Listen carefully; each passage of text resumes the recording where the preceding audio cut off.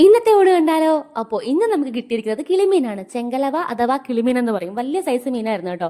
അതുകൊണ്ട് തന്നെ തേങ്ങയും മുളക് അരച്ച് വെക്കാനായിട്ട് നിന്നിട്ടില്ല, മുളകിലങ്ങ് വെക്കാമെന്ന് വിചാരിച്ചു.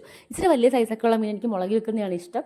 അപ്പോൾ നമ്മുടെ മീനൊക്കെ വെട്ടിക്കൊടുക്കുന്ന സമയത്ത് എൻ്റെ ഫ്രണ്ട്സ് എല്ലാവരും കൂടി വീഡിയോ കോൾ ചെയ്തിട്ടുണ്ടായിരുന്നു. അപ്പോൾ അവരെന്നോട് ചോദിക്കുവാണേ, നീ എന്താ മറ്റേ ചന്ദനമഴ സീരിയലിൽ ഊർമിളാദേവിയുടെ മരുമോള് അമൃതയാണോ എന്ന്? വല്ലതും പോകുമ്പോൾ ഇടുന്ന ഉടുപ്പാണിത്. ഇത് ഇട്ടുണ്ടെന്ന് മീൻ വെട്ടുന്ന കണ്ടപ്പോഴത്തേക്കും അത് വേറെ ഒന്നും കൊണ്ടല്ല, ഞാൻ കളക്ഷൻ്റെ ഇടയ്ക്ക് നിന്ന് ഓടിപ്പാഞ്ഞ് വന്നതാണ് എന്തെങ്കിലും ഒരു കറി വെക്കാൻ വേണ്ടിയിട്ട്. അപ്പോൾ അതിൻ്റെ കൂടെ ഞാൻ ഈ മീനൊക്കെ വെട്ടാൻ വേണ്ടിയിട്ട് വേറെ ഉടുപ്പിടുമ്പോൾ പിന്നെ രണ്ട് മുഷിയത്തില്ലേ, ഇതാകുമ്പോൾ ഇതിട്ട് അങ്ങ് ചെയ്തിട്ട് പെട്ടെന്ന് ഇത് മാറി കുളിച്ചിട്ട് അങ്ങ് പോകാമല്ലോ. അതുകൊണ്ടാണ് അങ്ങനെ തന്നെ നിന്നത് കേട്ടോ.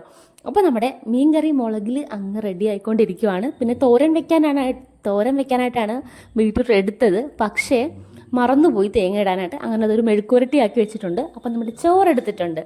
അപ്പോൾ നമുക്ക് ബീറ്റ്റൂട്ട് തോരനല്ല, ബീറ്റ്റൂട്ട് മെഴുക്കുരട്ടിയുണ്ട്, നമ്മുടെ കിളിമീൻ മുളകിലിട്ട കറിയുണ്ട്, രാവിലത്തെ ഇഡലിയുടെ കൂടെ കഴിച്ച് സാമ്പാറുണ്ട്, പിന്നെ ഇന്നലത്തെ രസവും ഉണ്ട്.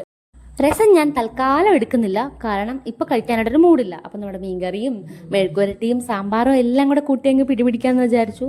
പക്ഷേ ഞാൻ കഴിക്കുന്നത് വൈകുന്നേരമാണ് കേട്ടോ, സമയം ഉണ്ടായിരുന്നില്ല. അപ്പോൾ ഞാൻ ചോറ് കഴിക്കട്ടെ. എൻ്റെ വീഡിയോ ഇഷ്ടപ്പെടുവാണെങ്കിൽ ചാനൽ സബ്സ്ക്രൈബ് ചെയ്യാൻ മറക്കല്ലേ. ടാറ്റാ.